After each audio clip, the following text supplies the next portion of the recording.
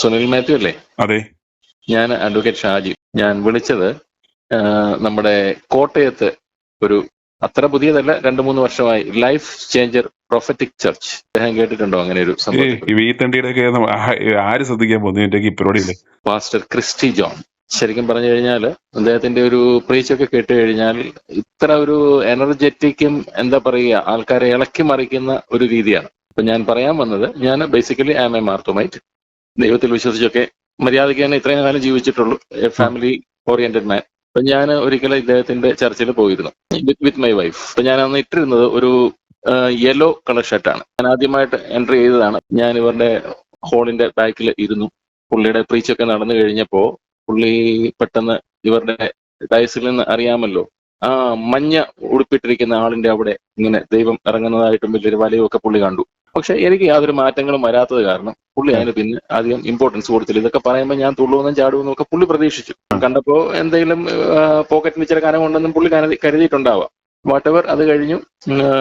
ഇതിന് ശേഷമാണ്, ഇവരുടെ മീറ്റിങ്ങിന് ശേഷം 2 മണിക്ക് ശേഷമാണ് എല്ലാവരെയും കാണാൻ പറ്റുക. അതിനു മുമ്പ് വന്നിട്ട് ഇവരുടെ തന്നെ വോളണ്ടിയേഴ്സ് ഉണ്ട്, പേരും നാളും എല്ലാം എഴുതി വാങ്ങിക്കും. അതിന് ശേഷമേ ഉള്ളൂ ഇദ്ദേഹത്തിന്റെ മീറ്റിംഗ്. എല്ലാം കണ്ടു, സംസാരിച്ചു. ഇതിന് ശേഷം വളരെ ഒരു 1-2 മാസങ്ങൾക്ക് ശേഷം, ഇൻഫാക്ട് പുള്ളിയുടെ എല്ലാ ദിവസവും യൂട്യൂബിൽ പുള്ളിയുടെ രാവിലെ എല്ലാ ദിവസവും ഒരു മോർണിംഗ് മെസ്സേജ് ഉണ്ട്. ഭയങ്കര എനർജറ്റിക് ആണ് ഈ സാധനം കേട്ടോ. പോസിറ്റിവിറ്റി എന്ന് പറഞ്ഞ് അത് പുള്ളി തന്നെ ഒരിക്കൽ പറഞ്ഞിട്ടുണ്ട്. ബേസിക്കലി പുള്ളി 4ാം ക്ലാസ്സിൽ പഠിക്കുമ്പോൾ DYFIക്കാരനായതാണ്. അപ്പൊ പുള്ളി 10ാം ക്ലാസ് വരെ അതിൽ വന്നു കഴിഞ്ഞപ്പോൾ രാഷ്ട്രീയത്തെക്കാൾ പുള്ളിക്ക് പറ്റുന്ന ഇതാണെന്ന് തോന്നി പുള്ളി തിരിച്ചു ചാടിയതാണ്. അപ്പൊ അതിൽ നിന്ന് പുള്ളിക്ക് കിട്ടിയ ഒരു ബേസിക് സ്കില്ലുണ്ട്, എങ്ങനെ ഒരു മോബിനെ ഇളക്കാൻ പറ്റുമെന്നൊക്കെ പുള്ളിക്ക് അറിയാം. അപ്പൊ ഞാൻ പറയാൻ വന്നത്, എല്ലാ ദിവസവും എൻ്റെ വീട്ടിൽ കേൾക്കും, ഞാൻ കേൾക്കും, ഭാര്യ കേൾക്കും.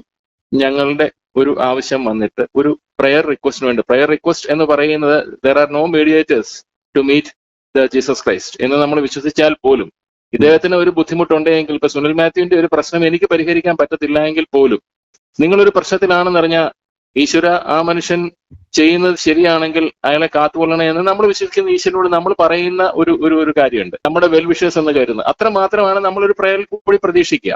അങ്ങനെ ഇദ്ദേഹത്തിന്റെ എസ്റ്റാബ്ലിഷ്ഡ്, ഇദ്ദേഹത്തിൻ്റെതെന്ന് പറയുന്ന നമ്പറിൽ തന്നെ എന്റെ ഭാര്യ വിളിച്ചു. ഒരു രീതിയിലും അദ്ദേഹത്തിന് കണക്ട് ഇല്ല. പക്ഷെ പുള്ളിയുടെ എല്ലാത്തിലും പോകുന്നത് ഫെഡറൽ ബാങ്ക് കോട്ടയത്തിന്റെ നമ്പറാണ് കേട്ടോ. പുള്ളിയുടെ മിണ്ടണമെന്നുണ്ടെങ്കിൽ ആദ്യം വാട്സാപ്പിൽ പൈസ ഇടണം. അപ്പൊ എനിക്കിത് അനുഭവം വന്നത്, വിളിച്ചു, നമ്മുടെ പ്രശ്നങ്ങളൊക്കെ കേട്ടു. പ്രശ്നങ്ങൾ എന്ന് പറഞ്ഞാൽ എന്റെ കുട്ടിയുമായിട്ട് ബന്ധപ്പെട്ടൊരു കാര്യമാണ്. മറ്റു പ്രശ്നങ്ങളോ ഇല്ലീഗലോ ഒന്നുമല്ല. അയാളുടെ ജീവിതത്തിൽ അയാൾക്ക് ഒരു പടിയോട് മുന്നേറാൻ ഞങ്ങള് കുടുംബമായിട്ട് പ്രാർത്ഥിക്കുന്നു. ഒരു പ്രയർ നമ്മൾ മറ്റൊരാളിനെ കൂടെ കൂട്ടിരുന്ന് പ്രാർത്ഥിക്കാൻ, അല്ലെങ്കിൽ നമ്മളെ ഓർത്ത് പ്രാർത്ഥിക്കാൻ ഒരാളിനെ കൂടെ നമ്മൾ ആഗ്രഹിച്ചു. ഇത്ര മാത്രമേ സംഭവിച്ചുള്ളൂ. ഇതെല്ലാം കേട്ടിട്ട് അവർ പറഞ്ഞു, അങ്ങനെ പാസ്റ്റർക്ക് കൊടുക്കാൻ പറ്റില്ല.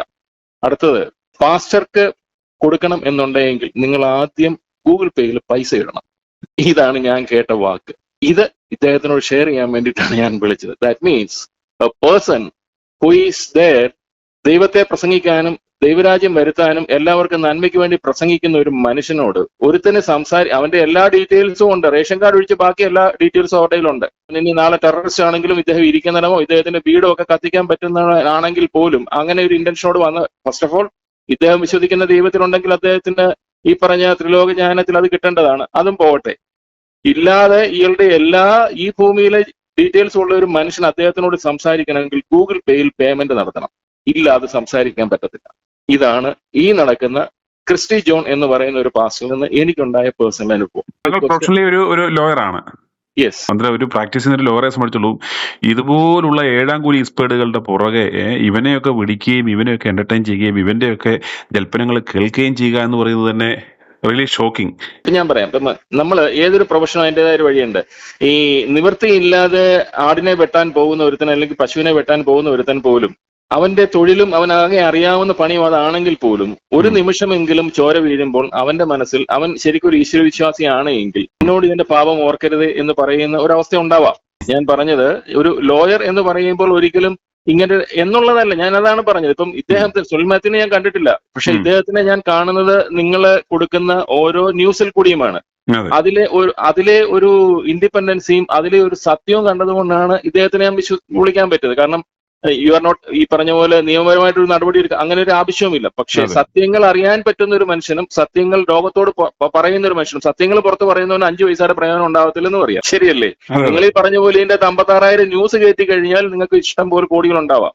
നിങ്ങൾക്ക് ആകെ ഉണ്ടാവുന്ന ജീവിതത്തിൽ വീട്ടിൽ കിടന്ന് മര്യാദയ്ക്ക് ഉറങ്ങാൻ പറ്റത്തില്ല. ഇതായിരിക്കും ഇദ്ദേഹത്തിനുള്ള ബാക്കി പത്രം. ഞാൻ പറയാം, അപ്പം ലോയറായി എന്നത് കൊണ്ട് മാത്രം നമ്മൾ ആ ഒരു ലൈനിലേക്ക് അല്ലെങ്കിൽ ഏതൊരു നെറുകേടിലേക്കും പോകുന്ന ഒരു അവസ്ഥയിലേക്ക് വരാത്ത രീതിയിലാണ് എന്റെ ജീവിതം ഇതുവരേക്കും പോവുക. അപ്പൊ ഞാനതാണ് പറഞ്ഞത്, ജീവിതത്തിലെ ആവശ്യങ്ങൾ വന്നപ്പോൾ ഇത്രയും ഭയങ്കരമായിട്ട് പ്രസംഗിക്കുന്ന ഒരു മനുഷ്യനോട് എനിക്ക് വേണ്ടിയിട്ടൂടെ ഓർത്ത് ഒന്ന് പ്രാർത്ഥിക്കണം. ശരിയാണ്, ദൈവത്തോട് ഞാൻ മാത്രം പ്രാർത്ഥിക്കും, പക്ഷെ എനിക്ക് കുറവുകൾ 100% ഉണ്ട് എന്ന് മനസ്സിലാക്കുന്ന ഒരു മനുഷ്യനായതുകൊണ്ടാണ് അതിനേക്കാൾ ദൈവത്തോട് അടുത്ത് നിൽക്കുന്നു എന്ന് പറയുന്ന ഒരാളിന്റെ ഒരു സഹായം, ഹെൽപ്പാണ് ചോദിക്കുന്നത്. അതായത് ഈ i2 ന്യൂസിനെ അല്ലെ ഞങ്ങളും ഇത്തരത്തിലുള്ള ആളുകളുടെ അനുഭവങ്ങളാണെങ്കിലും ഇങ്ങനെയുള്ള ഈ കപട നാണയങ്ങളെ പൊളിച്ചു കാണിക്കുന്നതാണെങ്കിലും നമ്മളും കൺവേ ചെയ്യാൻ ആഗ്രഹിക്കുന്ന ഒരു മെസ്സേജ് എന്ന് പറഞ്ഞ് കർത്താവായ യേശു ക്രിസ്തുവിനെ അറിയാൻ, നമുക്ക് സംസാരിക്കാൻ, നമ്മുടെ പിതാവിനോട് സംസാരിക്കാൻ ഇടയ്ക്ക് ഒരൊറ്റ വാക്ചാരുത ഉണ്ടാവാം. അവൻ ഏതെങ്കിലും തരത്തിലുള്ള കൂടുതൽ അറിവുണ്ടെന്ന് നമുക്ക് തോന്നാം. ഇവന്റെ ഒന്നും നമുക്ക് ആവശ്യമില്ല, ദൈവത്തെ നേരിട്ട് വിളിക്കാമെന്ന ഒരൊറ്റ സന്ദേശം നൽകുക എന്നുള്ളതാണ് ഞങ്ങൾ ഇത്തരം കാര്യങ്ങൾ ഷെയർ ചെയ്യാൻ കൊടുക്കുകയും ചെയ്യുന്നതിന്റെ ഉദ്ദേശം. അന്നേരം അത് തീർച്ചയായിട്ടും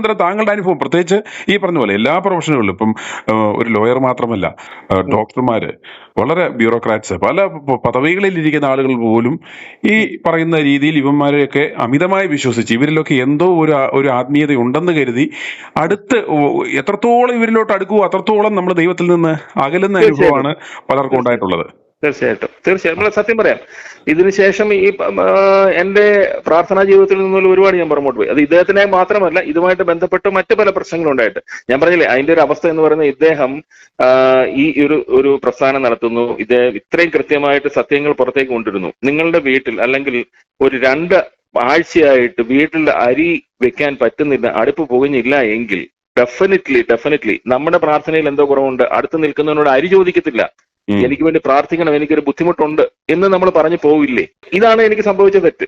ഞാൻ മനസ്സിലാക്കുന്ന രീതിയിലും ദൈവം എനിക്ക് തന്ന ബുദ്ധിയിലും ഞാൻ എന്റെ ജീവിതത്തെ എത്രയും കൃത്യപ്പെടുത്തിയിട്ടും നേരായിട്ട് വഴിയിലും പോയിട്ടും I am praying for my next generation. ഞാൻ പറയുന്നത്, കുട്ടികൾ എന്ന് പറയുന്നത് ഒരിക്കലും എന്റെ കഴിവാണെന്ന് ഞാൻ കരുതുന്നില്ല, ദൈവം തന്നതാണെന്ന് മാത്രമാണ് ഞാൻ വിശ്വസിക്കുന്നത്. ആ ഒരു രീതിയിൽ വിശ്വസിക്കുന്ന ഒരാള് ഒരു പ്രെയർ റിക്വസ്റ്റ് ചെയ്തപ്പോൾ എനിക്ക് വന്ന അനുഭവം അതാണ്. അദ്ദേഹത്തിനോട് സംസാരിക്കണമെങ്കിൽ ആദ്യം ഗൂഗിൾ പേയിൽ പൈസ ഇടണം.